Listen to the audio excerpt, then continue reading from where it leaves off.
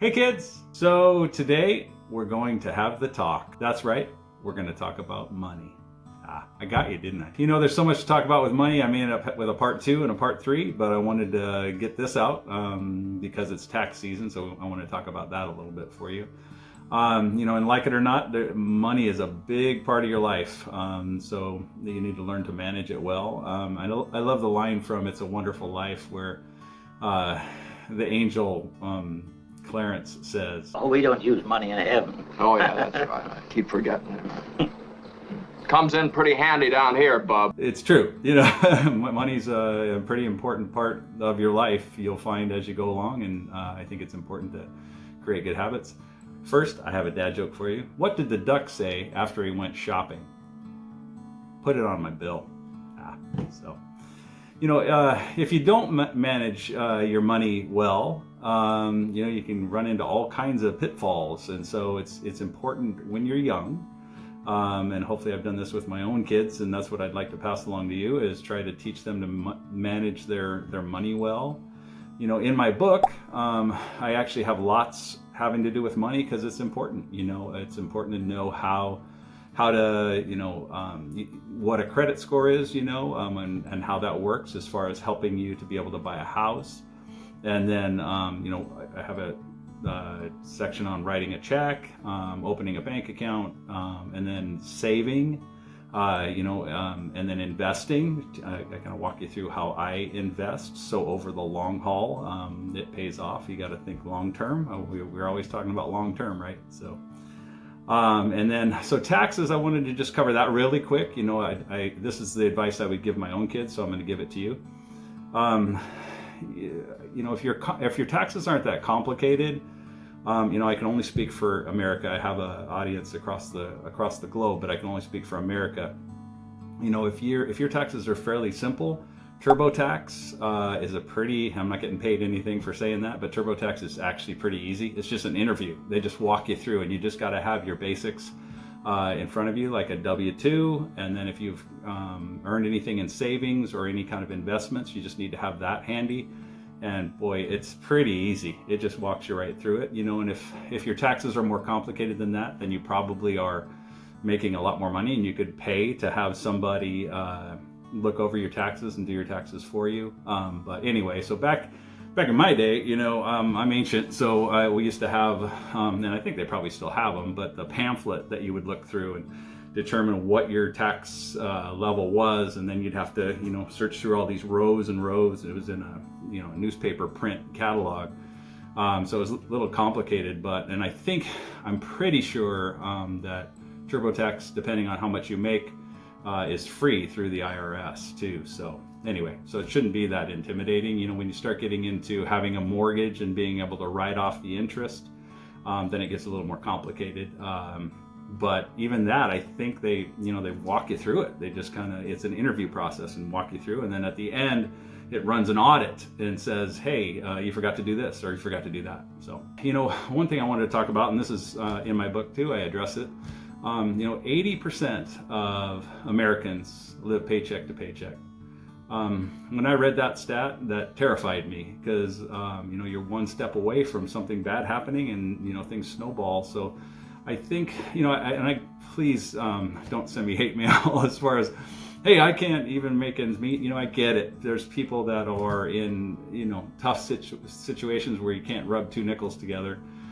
So please, I get it. I'm just saying that number's awfully high, you know, maybe 50%, you know, or maybe 20% or what have you. But I think we can do better than that with a little bit of discipline. And so I kind of walk you through what that looks like in my book to try to help you, you know, because it'll, you know, help relieve some stress. Again, it's just habits over time is what I'm talking about. Not getting rich quick, but just have good habits over time. Pretty soon you can accumulate, you know, some money to help you so that you're not, you know, stressed out all the time. And I get it. You know, when my wife and I were first married, we didn't have anything, and so we lived paycheck to paycheck for a time until we could get some a little bit of momentum going. And then once you kind of see the momentum, and I share that in my book too about, you know, how to invest, and then how to kind of chart the course towards success so that you're aiming at something instead of just, spinning your wheels. You've heard that term, that money is the root of all evil.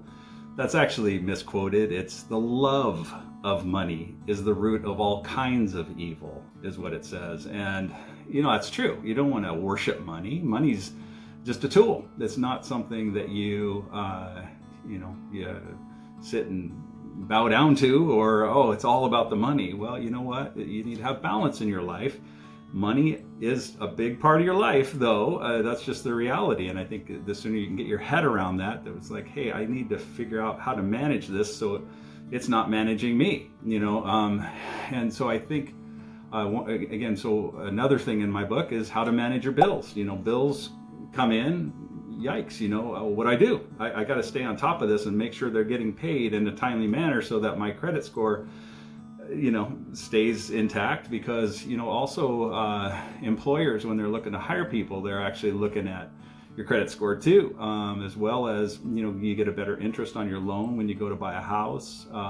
It's just important, and it's responsible. It's being responsible. If you have a bill, you should pay it. It's the right thing to do, right? If somebody owes you money, you would want to get paid too, right? So you shouldn't run from legitimate bills like that. You think about the lottery, people that win the lottery, a lot of times it ruins them. You don't hear these great success stories for a lot of those people because they didn't know how to manage the money, and the money came in and, they're buying whatever, and then they don't have any money anymore. So it's important to build good habits so that when money comes in, and I think it's important, like if you get a raise, a lot of people in America, they can't stop themselves from, let's increase our style of living. Let's get a bigger house. Let's get a car. Let's get, pretty soon, you got money going out.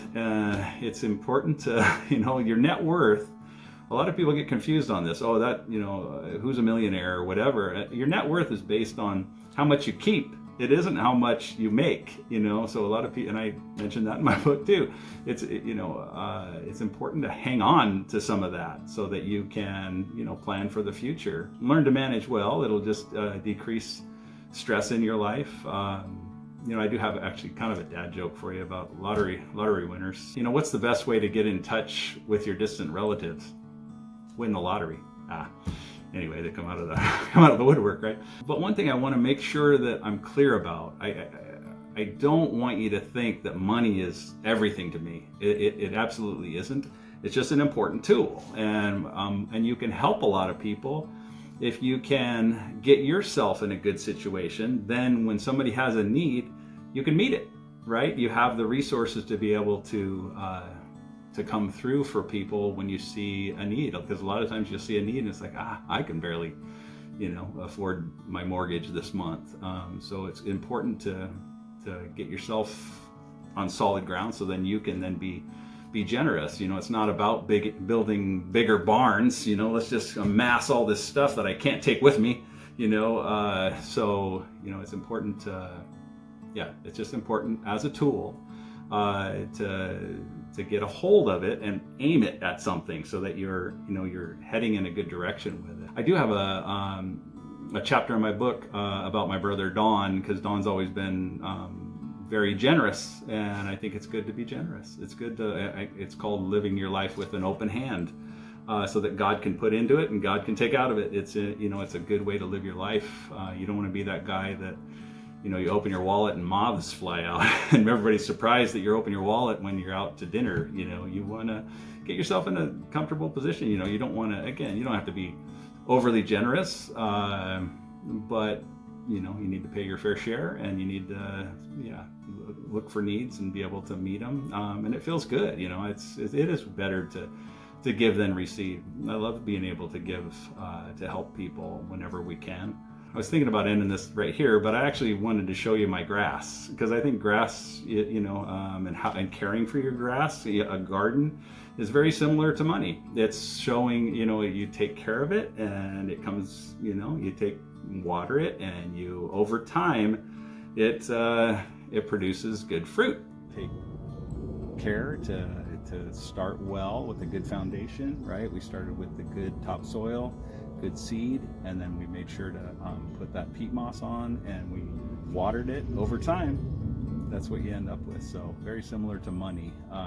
You just got to plan well, and then over time, you know, you can set yourself up pretty well. Yeah, just with a little discipline. So just wanted to encourage you with that. Thanks for watching. I hope this was helpful for you, and God bless you.